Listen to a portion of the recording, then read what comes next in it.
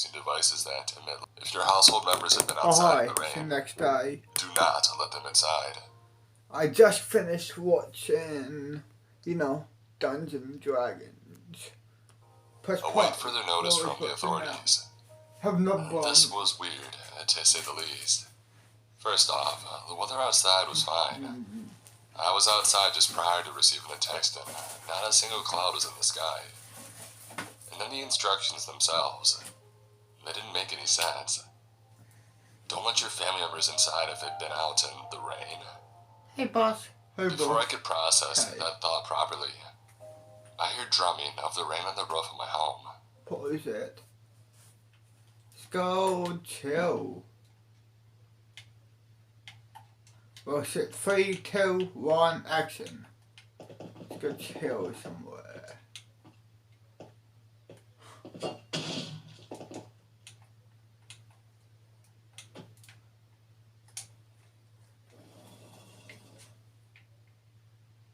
Street Fight. Corrupt Dragons.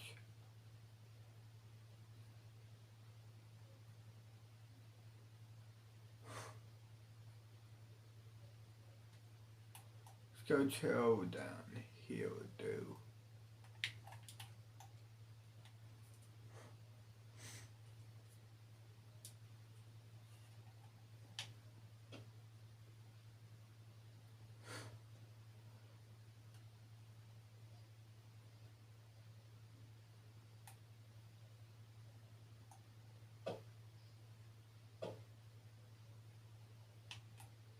Not that way. This way. Let me have a look. Talking out code for a second. Okay. So the sun is working now. That was weird before, but whatever. Just realised the sun is working. Okay. 3, 2, 1, action.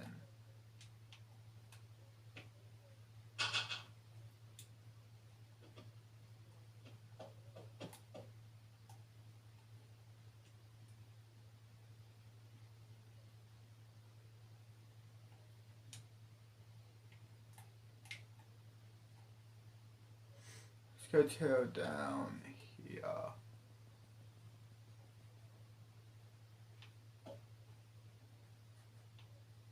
Actually, yeah. So, here we do. Shit.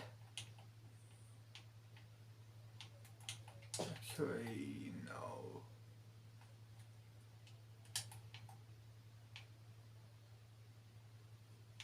Still somewhere.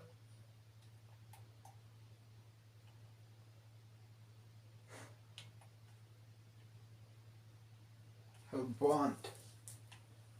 Well, we're fly. May as well. Stop with a blunt.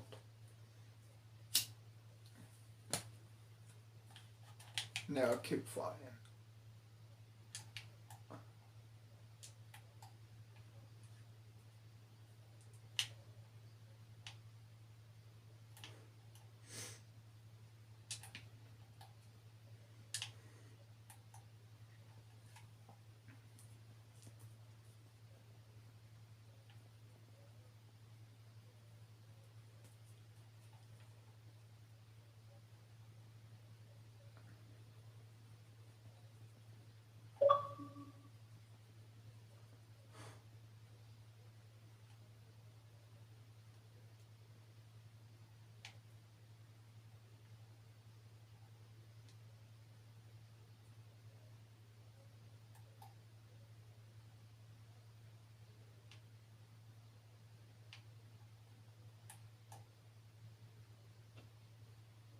Let's go chill. Down here.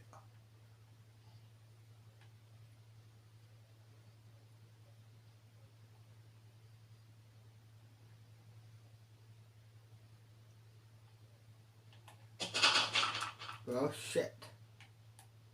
Let's go up.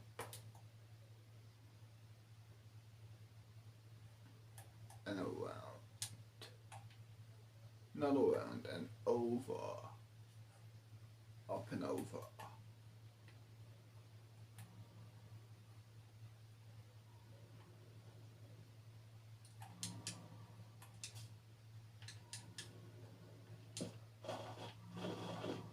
Okay. My buddy's sleeping. Sleeping on the job. Wow.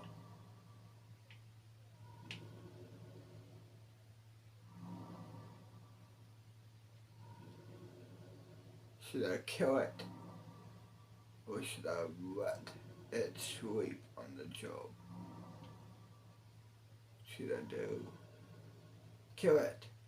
Or we let it sleep on the job? What should I do? Kill it? Or sleep? Let it sleep on its job?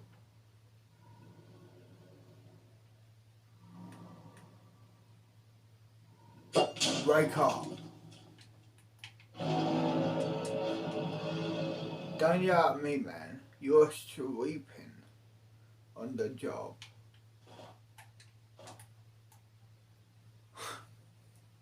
Pathetic.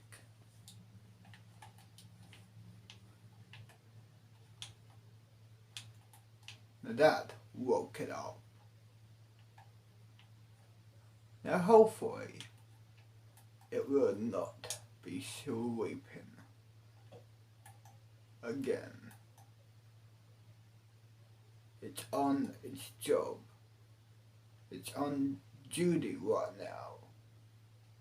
So hopefully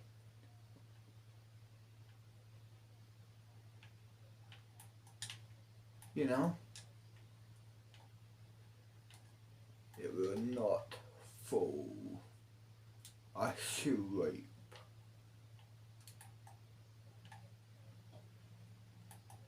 I swear if I go back there, not now of course, but whenever I do, if it's asleep, I will be pissed. It has one job: protect that area, no matter what. And don't ask me why, humans. I'm not gonna tell you.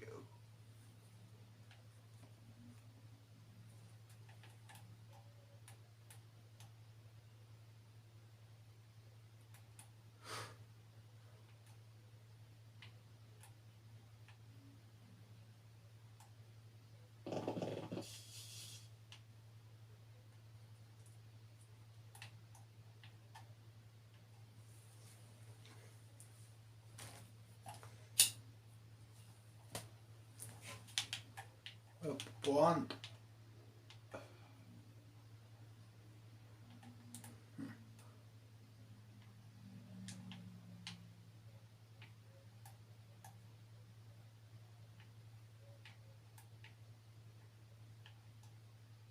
Let's go to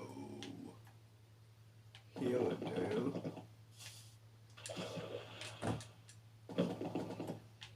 Let's go. He'll do fine. Press play. I glanced out my window and realized that the previously sunny day had now turned into a sudden downpour. The drumming that I had heard on the roof became louder by the second, until it was the only sound permeating the house. Despite my skepticism at the instructions of the message, I decided to abide by the rules and pull the blinds over my windows, as well as lock my doors. I returned to my living room in order to send my boss a text that I won't be coming to work, but upon my attempt, I realized that the message could not be sent. Not only were the services off, but there was no internet either, so I couldn't check what was going on in the news. I wanted to turn on the TV, but I remembered what the message said about light-emitting devices. So I did the only thing that an internet-deprived person could do at the moment. I took a nap. The rain was loud, but the drumming of it put me to sleep more easily. I woke up sometime later, confused and groggy. The battering of the rain hadn't let up. If anything, it was only more violent now. I glanced at my phone and realized that it was 5 p.m. Still no service or internet. I got up and I went to the kitchen to grab some water. Still half asleep, I poured water into a glass and brought it to my mouth. However, something stopped me before I could take a sip. In addition to the heavy rain outside, I heard a distinctive sound of footsteps splashing in my backyard. It was brief and sounded like someone just ran from one end to the other, but it was definitely there. I scanned my backyard through my back door, but it was empty. I was sure that I heard footsteps, so I decided to open the door and peek outside. As soon as I did so, the already loud thundering of the rain became even louder, almost sounding like a waterfall was next to me. I stepped forward to the edge of the grass and right away saw fresh footprints across the lawn. They started from one end of the fence and ended all the way across the lawn on the other side. It was as if someone had jumped over the fence, ran across my backyard, and jumped again into my neighbor's yard. "Hello?" I foolishly called out, looking at my neighbor's fence. No response came back. Of course it didn't. Maybe it was the neighbor's kids who got caught in the rain and decided to hurry back home.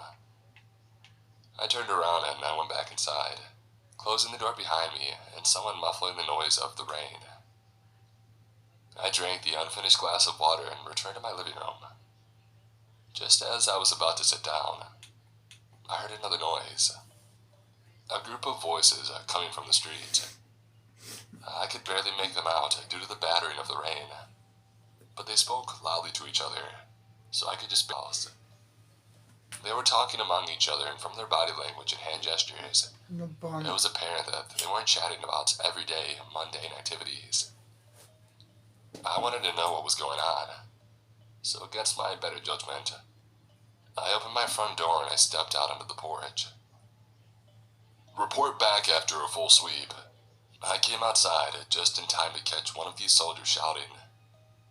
As soon as they noticed me, they pointed their guns at me in unison. "Whoa, don't shoot!" I raised my hands instinctively. I just wanted to know what was going on. "Sir, you need to get back inside right now," the soldier at the front who was shouting orders earlier said. And then something happened that I cannot comprehend to this day. As these soldiers stood there pointing their guns at me, something flew through the street at an impossible speed and grabbed one of the soldiers at the back, taking him along with it and disappearing out of sight. It all happened in a split second, and all that remained of the soldier was his gun that fell on the ground with a muffled clatter. I felt my hands and jaw slowly drop and my eyes widened as the soldier who was at the front continued barking orders at me. The others seemed oblivious to their squad member's disappearance, until one of them glanced to the side and saw the gun on the ground. "Hey, Lieutenant, where's Ramirez?" he asked. The whole group turned towards the gun on the ground and started looking around for the soldier and shouting his name.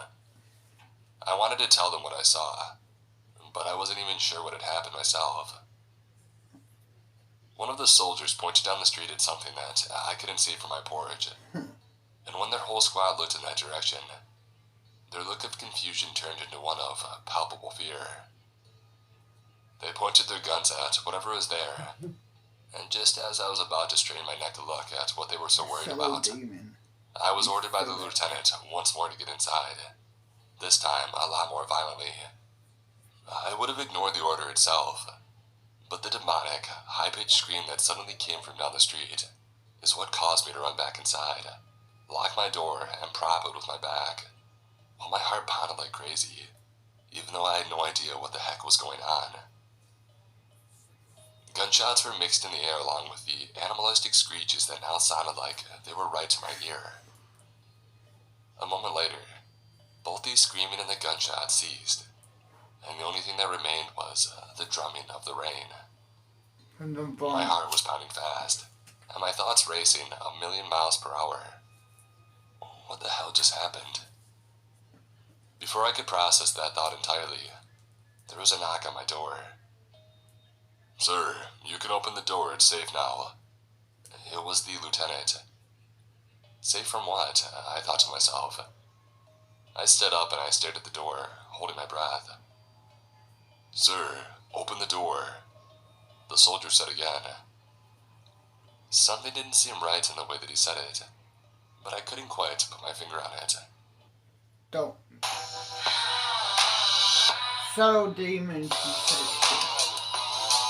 Look at the dimension.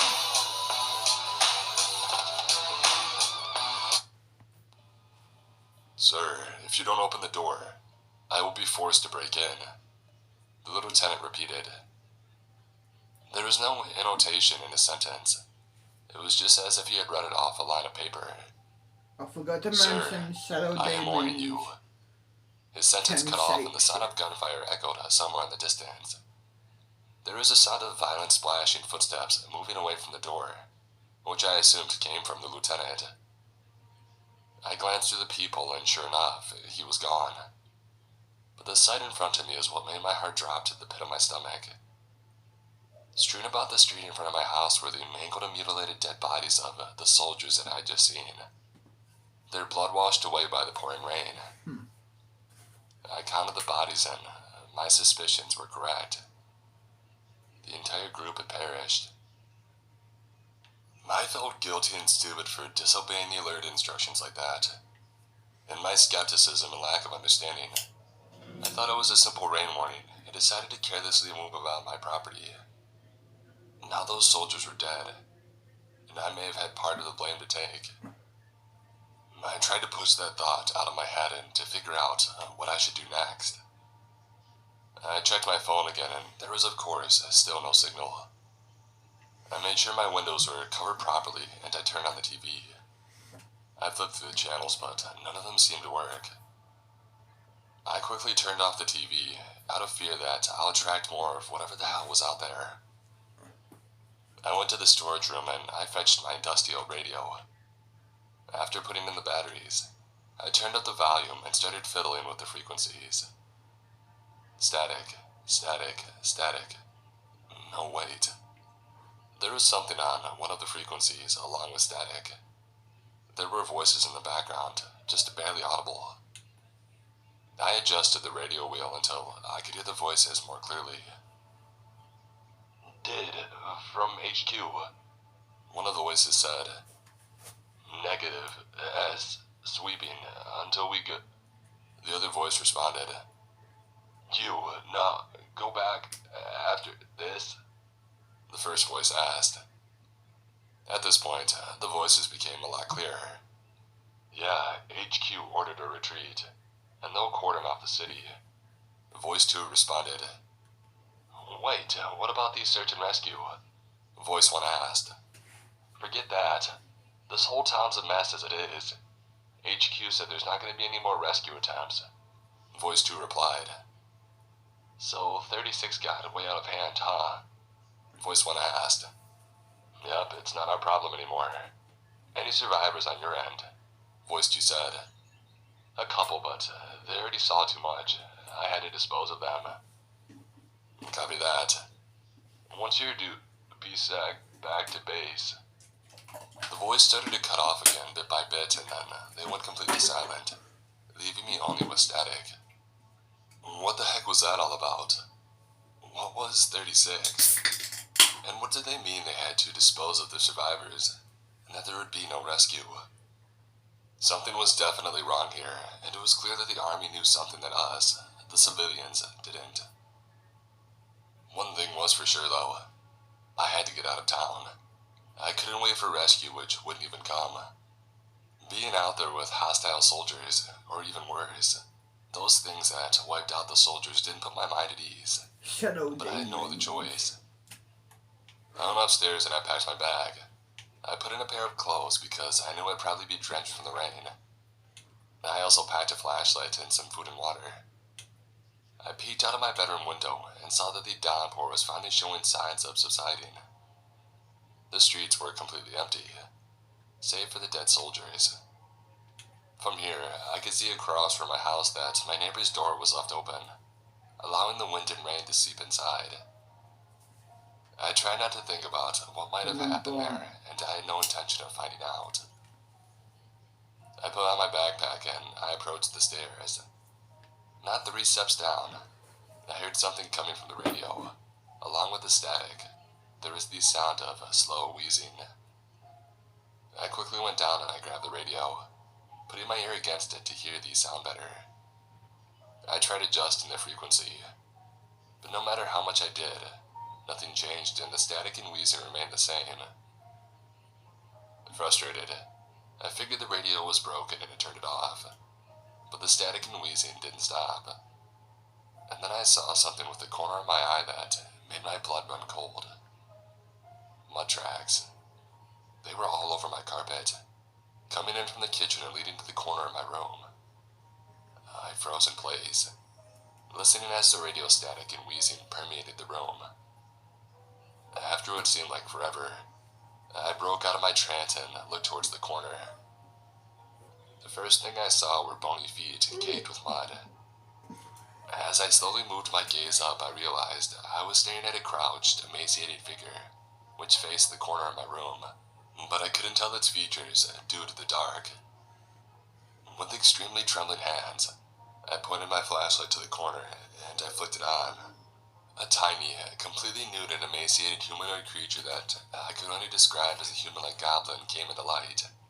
Its spine was pronounced against its tight skin on the back, so much that I could count the vertebrae. Its limbs looked like they had no meat in them whatsoever, and could barely hold its fragile frame. Weak. As soon as the flashlight illuminated the creature, it jerked its head towards me with mouth wide open and scarred eyes. The radio static and wheezing got much louder, and it was just then that I realized the sound was not coming from my radio. It was all I could take. I turned around and I bolted out of there and into the rain, which had now turned into a drizzle, not even bothering to close my front door. I ran down the street, occasionally looking behind me to see if the goblin creature would come chasing me. My sprint slowed down to a jog and eventually I stopped and I looked back towards my house, leaning on my knees and panting, listening to the sound of rain around me. I breathed a sigh of relief momentarily, and then I heard a blood-curdling scream behind me.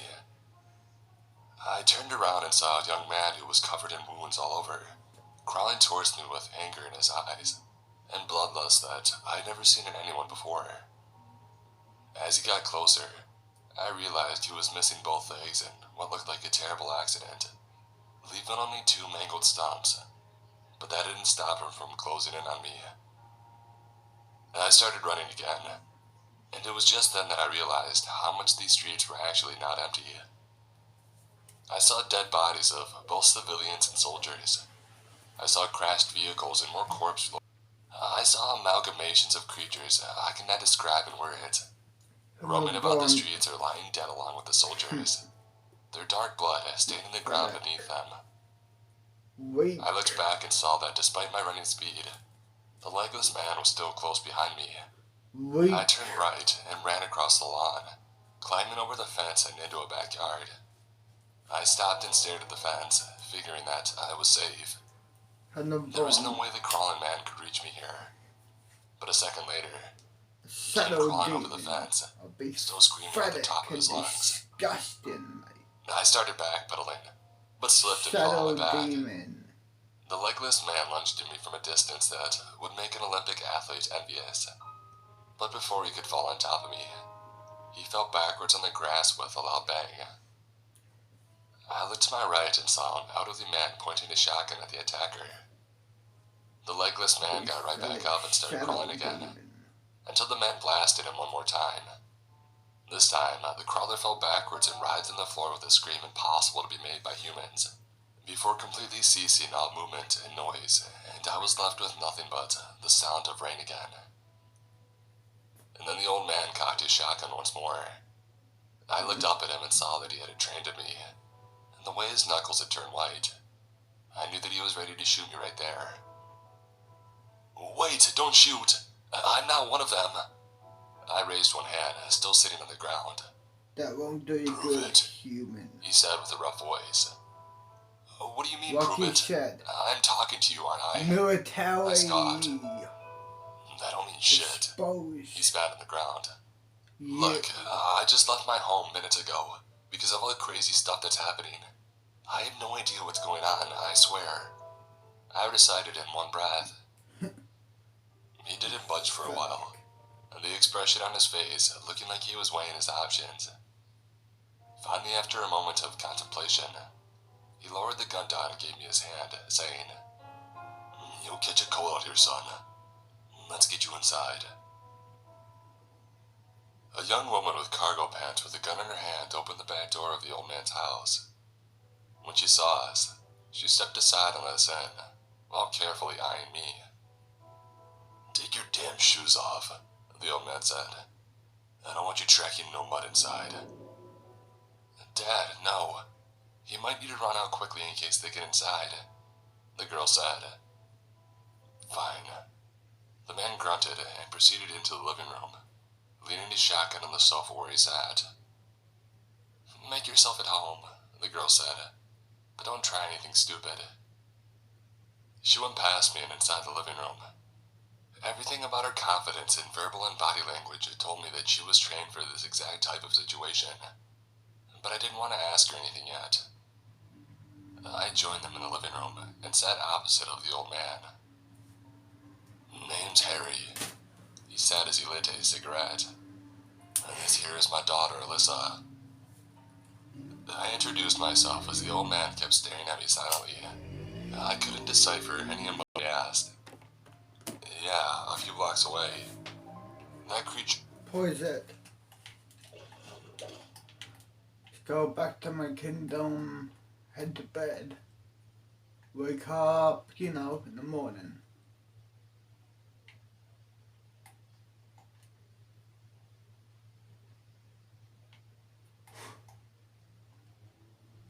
Pathetic.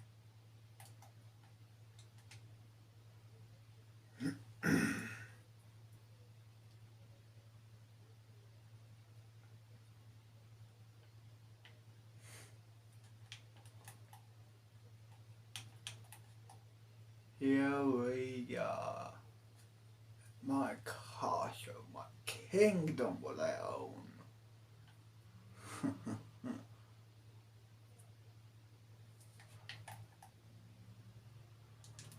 And here we are. Welcome back, boss. Yeah, welcome back. Thanks, you too. Thanks, you. You know what I mean. You gotcha. Yeah. Yeah.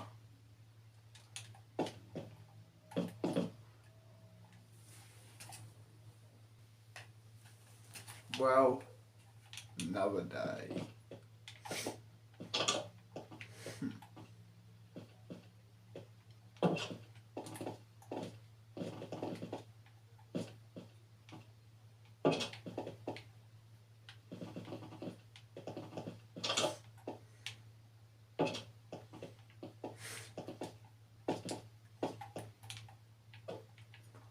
Press play. Made me get into your backyard. I didn't mean to trespass, I said. Are you headed to the hospital? Alyssa asked. No, why? I shook my head. Some survivors are gathering up there. It said so on the news before they stopped broadcasting. They're probably still there, though, Harry said. Harry, do you know anything about what's going on? I leaned forward. Devil's work, I'll tell you. Harry responded nonchalantly. Ever since they started mining 2 years ago, I kept telling them something would go wrong. Dad, come on, not this again. Alyssa rolled her eyes. Harry simply ignored her and continued. A bunch of It ain't them. natural to go digging into the earth. It wasn't meant for no humans. I can bet you they woke something up down there in that quarry. So do you know if the military has any plans for a rescue mission? I pretended not to know. I also wanted to know if Alyssa was with the army and hoped that I could get my answer this way. Something told me that if she was with the military, I would already be dead. Ain't no military coming to save us, son, Harry said. Saw them retreating with their armored vehicles, and Alyssa here saw them shooting civilians on sight. Alyssa nodded. So you're not military? I asked her directly. X, she responded. I nodded and then said, So, I guess our best bet is to go to the hospital, I finally said. Alyssa nodded. You could go there and wait it out, Harry said, or find the survivors there and use numbers to bust your way out of town. Hospital's close by, but there may be some of those monsters roaming around, Alyssa said. Just after a few minutes of talking to her, I could see a semblance to her father, despite her not being as stubborn as Harry. I nodded and we sat in silence for a moment. Do you know anything about 36? I heard them talking over the radio about 36 getting out of hand, I finally asked. They both seemed confused, but before they could give a proper response, there was a sound of glass breaking in the kitchen, followed by a gurgling noise. Harry shot up and grabbed his shotgun, while Alyssa pointed her handgun at the doorway. I saw a hatchet leaning on the side of the fireplace, so I grabbed it and got ready for whatever was coming. A moment later, the gurgling got louder and a man that looked completely charred, as if he was burnt all over, shambled inside. When he saw us, his gurgling turned into a painful scream, which were cut short with Alyssa's bullet to the head. Another sound of glass breaking, this time behind us and another charred person, a woman jumped inside, completely ignoring the deep cuts on her body from the broken window. She started crawling towards me, and when she grabbed out of my foot, something kick-started my fight-or-flight instinct. I raised the hatchet above my head and brought it down with full force on the woman. The blade struck the top of the woman's skull, making her stop moving completely. I didn't have time to react, as another charred person stumbled in through the window, this one having patches of blazing skin on his body. I pulled the hatchet out of the woman's skull, but the man managed to grab my hand before I could swing again. A loud bang resounded, and the man fell dead from another one of Alyssa's bullets. More of them kept coming in, and the room turned into a cacophony of gunshots, and Harry's, "Come on, you ugly son of a guns," shouts. I managed to bring down one more charred creature with a hatchet, and as I turned around, I saw that one of them tackled Alyssa to the ground and thrashed violently, while she tried to free her hand of his grip and shoot him. I swung the hatchet as hard as I could, embedding it into the attacker's collarbone. He screamed an inhuman scream and fell backwards when I pulled out the blade. He started scooting back with his heels, holding his bleeding shoulder, but by this point, adrenaline took over my actions completely, so I had no intention of stopping. I gripped the hatchet with both hands and brought it down on the creature over and over, first severing one of his arms at the forearm, and then finally killing him with a strike to the face. Just then I realized everything was quiet again. No gunshots, no gurgling, no swearing on Harry's end, just the sound of our panting. Try 501's new irresistible donuts.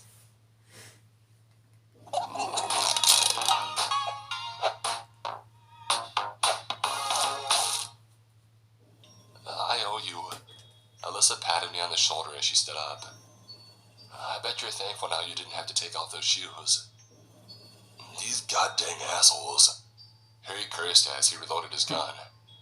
You can't stay here any longer, kids. Get to the hospital. Wait, what about you? Alyssa interjected. I ain't leaving our home behind. Don't be stupid, Dad. If you stay, you'll die. I promised your mama that this would always be our home. I'm not letting these hellspawn take it away from us. You could see the disapproval in Alyssa's eyes, so he put his hand on her cheek and said, I know you're worried, baby girl, but I'll be fine. I have enough food and water to last me here for a month, and the basement is the safest place in town right now. But you need to get yourselves out of here. You understand? Hesitantly, she nodded and put her already packed backpack on. She and I went to the front door and Harry escorted us there. It was dark already outside, but the rain still wouldn't let up. Now remember what we talked about, he said. If the rain gets too heavy, you find cover immediately, you hear? And that's when the nasty ones come out. He looked at me and shoved a handgun in my hands. You keep my daughter safe, you hear? You keep her safe. I looked at the gun and nodded. I'd never used a gun before, but now it seems I would have to if I wanted to survive. Harry and Alyssa hugged it tightly for a long moment, with Harry whispering that he loved her, before she broke away hesitantly and turned around. Come on, let's go, she told me and walked down to the pavement. Thank you, Harry, for saving my life, I said, and I gave him one last look. For the first time in the short time that I knew him, I thought I finally saw an emotion on his face. An emotion which didn't suit him in the slightest. Despair. I expected Alyssa's mood to change drastically after leaving Harry behind, but she was as focused on surviving now as she was prior to that. The streets were way emptier now than they were when I first ran outside of my house. We walked in the middle of the road to avoid getting jumped from the corner, even though we knew it was equally risky exposing ourselves like that.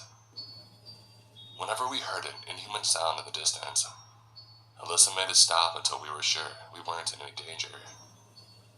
Walking in the rain gave us some cover, which allowed us to move relatively faster, but we still had to be careful. Wait, I whispered to Alyssa, pointing down the street. You see that? There was a little girl a few hundred yards away from us, standing in the middle of the road, facing away from us. My initial instinct was to go and see if she was okay, but based on everything I had seen by that point, I knew there was a high probability that this wasn't a little girl in distress at all. I was right because, as soon as Alyssa saw her, she cursed under her breath and pulled me aside behind a bush. What's wrong? I asked. Whatever you see there, that's not a little girl. Alyssa peeked behind the bush where we hid. Saw her or someone resembling her a bit earlier. She stayed exactly like that, and when a guy approached her to help during the chaos, she turned around and she had no freaking eyes or nose. Instead, her entire face was replaced by a big vertical line for her mouth with sharp teeth. The poor guy never stood a chance. So what do we do? I asked. Let's try a different street, she suggested. We snuck through our backyard, ignoring the dead bodies along the way, and went through to the adjacent street. Halfway through, I heard a pained groan coming from a dark alley to my left. I readied my hatchet, while Alyssa readied her gun. A creature crawled out into the light, barely able to pull its own weight with what was left of its human-looking arm. The thing looked like a swollen blob in its shape, barely recognizable where the head was, which I could only tell from the eye visible under the heavily swollen blisters. Some of the blisters looked volatile, pulsating under the streetlight, looking like they would pop on the slightest touch. I tried not to think about whether it used to be a human, as it pathetically dragged itself towards us, groaning through the small slit of a mouth, the one visible eye wide open, and darting from Alyssa to me intermittently. Leave it, Alyssa said. It's harmless unless it manages to grab you. I saw one earlier. She holstered her gun and urged me to follow her. I gave the amalgamation of the creature one last glance before following my partner. What exactly have you seen, Alyssa? I asked while walking behind her. She was silent for a moment before responding. I got caught in the downpour while heading home. It was like a war zone. Military killing everything. Monsters of all shapes and sizes killing everything. And civilians just trying to escape. I didn't stick around to find out, since the heavy rain brought some really bad monsters. Wait, look. I pointed to graffiti on a billboard. It said, 36 will save us. You mentioned it before, right? Alyssa asked. What is it? I don't know. Heard the military talking about it over the radio. Whoever or whatever it is, it's responsible for all the crazy stuff happening in town. We walked in silence for the rest of the way until we had reached the hospital. It's a good thing, too, because the rain started to get heavier by the time that we had reached the entrance. There were no monsters in front, but when we entered, our hearts dropped at the amount of dead bodies at the front desk, both human and otherwise. Shit, Alyssa cursed quietly and ready her gun. This was a bad idea. We should get out of here, I said. As if a higher force heard me, it started raining cats and dogs again, so going outside at this point was impossible. Let's proceed carefully, Alyssa said.